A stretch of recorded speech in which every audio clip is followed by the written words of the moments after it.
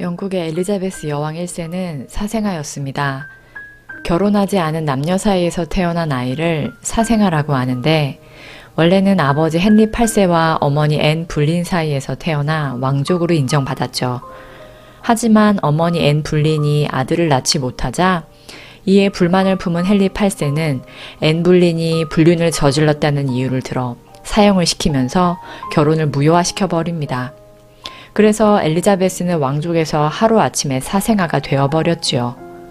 어머니는 불명예스럽게 처형당하고 사생아라는 주홍글씨를 단 엘리자베스의 초년우는 순탄치 않았습니다만 그녀의 고난은 여기에서 끝나지 않았습니다.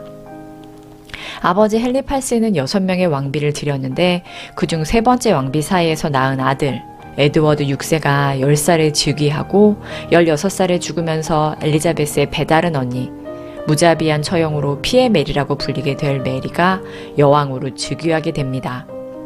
이때 반역을 꾀했다는 죄로 감옥에 갇힌 21살의 엘리자베스는 사형을 당할 위기에 처하죠. 이 혼란기에 휘말릴세라 그녀는 숨죽여 지내게 되고 결국 반역의 증거를 찾을 수 없자 극적으로 풀려나게 됩니다. 이후 메리 여왕이 병환으로 죽음을 맞이하면서 엘리자베스는 25살에 여왕으로 즉위하게 되지요. 영국 최고 권력의 자리에 즉위하고 나서도 죽음의 신이 그녀를 찾아오는 일생일대 위기를 맞게 되는데 1562년 한밤중에 갑자기 찾아온 손님으로 인해 죽다 살아난 엘리자베스 여왕은 손님이 남기고 간 후유증으로 곤보가 되고 맙니다. 당시 유행하던 천연두에 걸린 것입니다. 천연두에 걸리면 피부가 움푹움푹 패이는 흉한 곤보가 되는데 여왕의 입장에서는 목숨과 맞바꾼 최악의 훈장이었을 겁니다. 당시 천연두가 휩쓸고 간 후 영국 여성들은 곤보 구멍을 메울 비방을 찾다가 밀랍이나 인간의 지방을 떼어 메꾸는 방법으로 피부를 가꾸었는데 지방은 주로 사형 집행인에게 비밀리에 사들였습니다. 죽은 지 얼마 안 된 시체에서 떼어낸 지방을 사용하기 위해서였죠. 일반 여성이 사용한 방법을 여왕도 썼는지는 알 수 없으나 피부의 구멍을 메우기 위해 다방면의 노력을 했다는 것은 분명합니다. 엘리자베스 여왕은 천연두 흉터를 가리기 위해 백연석에 식초, 탄산염, 달걀 흰자를 섞어 만든 반죽을 발라 구멍을 메우면서도 은빛이 감도는 뽀얀 피부를 만들었습니다. 반죽을 바르면 요철 하나 드러나지 않는 매끈하고 은은하게 광나는 피부가 됐죠. 게다가 이 화장법은 피부를 탱탱하게 하고 주름을 없애주었기에 당시 피부 관리를 위한 최고의 방법이었습니다. 피부 미인인 여왕 덕분에 이런 화장은 당시 여성들에게 유행이 되었고 모두 배꼽같이 하얗고 깨끗한 피부를 가질 수 있었습니다. 빛이 있으면 그림자가 지듯 이런 화장법에도 치명적인 부작용은 있었습니다. 백연석에는 납이 함유되어 있었는데 납은 피부 흡수율이 높아서 금세 피부를 탱탱하게 하고 주름을 없애게 해준 데다가 혈액의 공급을 일시적으로 방해하여 피부를 창백하고 가냘파 보이게 만들어 주었습니다. 그래서 여왕의 얼굴은 하얗다 못해 창백해졌고 급기야 파랗게 변해간 데다 납에 오랜 시간 노출되면서 탈모와 근육 마비를 일으켰고 피부에 흉터와 반점, 치명적인 손상까지 남겼습니다. 그래서 어떤 여성들은 납 화장품의 부작용으로 눈이 붓고 잇몸이 내려앉아 치아가 흔들리고 탈모, 만성 두통, 몸살에 시달리다 목숨을 잃는 경우도 다반사였습니다. 이 화장품에 한 번 빠진 여자들은 마약에 중독되듯 매일 사용할 수밖에 없었는데 그 이유는 납 화장품을 사용하면 사용할수록 손상되는 부위가 점차 넓어졌기 때문이었습니다. 천연두 흉터를 가리려 쓴 화장품 때문에 피부 손상은 더 심해졌고 납 화장품으로 인한 손상 부위를 가리기 위해 매일매일 더 많은 양을 바를 수밖에 없었습니다. 또한 납은 스펀지처럼 피부의 수분을 자꾸만 빨아들여 건조하게 만들었고 안 그래도 흉터로 가득한 피부를 더욱 더 얇고 주름지게 만들었죠.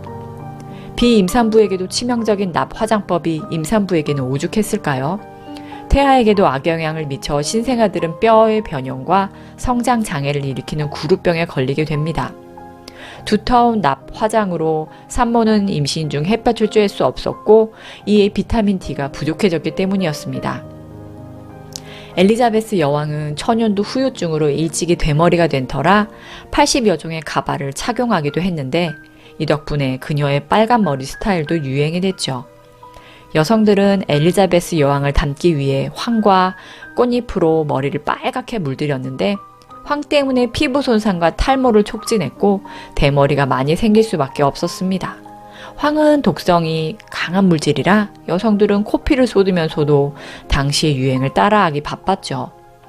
훗날 엘리자베스 여왕은 쪼글쪼글 주름진 피부와 흉터, 천연두 후유증으로 대머리가 된 민낯을 보는 게 괴로운 나머지 궁정의 모든 거울을 없애버렸다고 합니다.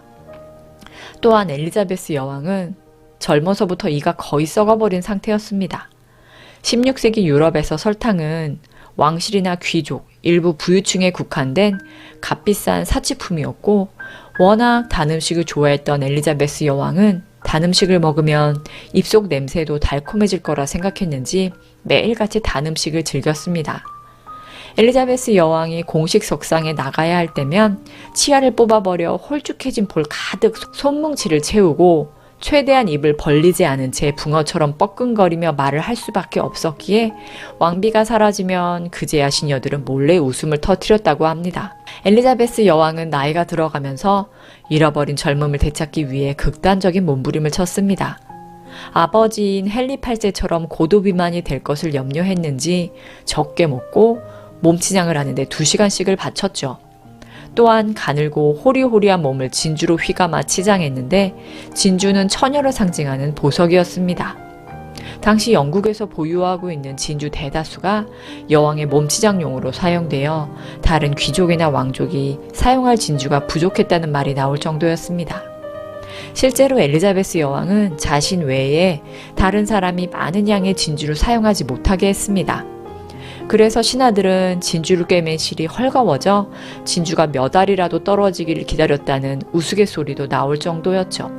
엘리자베스 여왕은 평생 결혼하지 않은 처녀 여왕으로 남았는데 그 이유가 불륜으로 불명예스럽게 처형당한 어머니 때문이었는지 자신의 민낯 때문이었는지 아니면 남편과 자식에게 권력이 분산되는 걸 막기 위해서였는지는 모르지만 처녀 여왕이라는 자체만으로도 순수하고 순결함의 상징이 되었습니다. 엘리자베스 여왕은 사생아의 사형수였고 전염병으로 죽을 위기에도 놓였지만 모든 것을 극복하고 일어나 당시 영국의 어려운 시대를 현명하게 이끌고 에스파냐 무적 함대의 침략을 막아내 종국엔 영국의 황금기를 열었다는 점에서 매우 높이 평가받고 있습니다.